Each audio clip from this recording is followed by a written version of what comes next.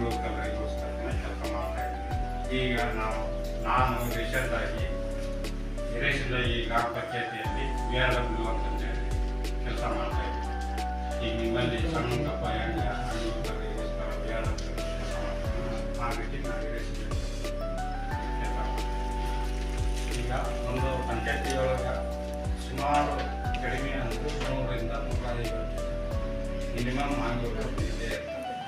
ಆ ಅಂಗವಿಕಲರಿಗೆ ಅಂಗವಿಕಲರ ಅನ್ನುತ್ತೆ ಎಲ್ಲರೂ ತಿಳ್ಕೊಂಡಿರೋದು ಬರೀ 7 ರೀತಿ ಅಂಗವಿಕಲರು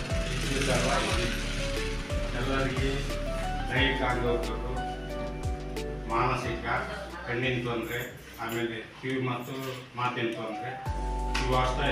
ಈಗ 2016 ಕಾಯ್ದೆ ಬಂದ ಮೇಲೆ ಅದರಲ್ಲಿ ವಿಂಗಡಣೆ ಮಾಡಿ 21 ರೀತಿಯ ಅಂಗವಿಕಲತೆಯನ್ನು ಮಾಡಿದ್ದಾರೆ.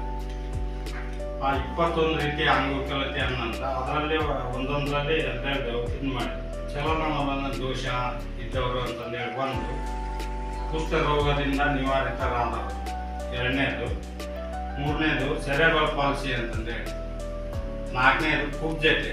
ಫಸ್ಟ್ ಎಲ್ಲ ಗಿಡ್ಡಕದಂದ್ರೆ ಅವರಿಗೆ ಸಪ್ರೇಟ್ ಆಗಿ ಅಂಗವಿಕಲತೆ ಗುರುತಿನ ಚೀಟಿ ಕೊಡ್ತಾ ಇದ್ದಾರೆ.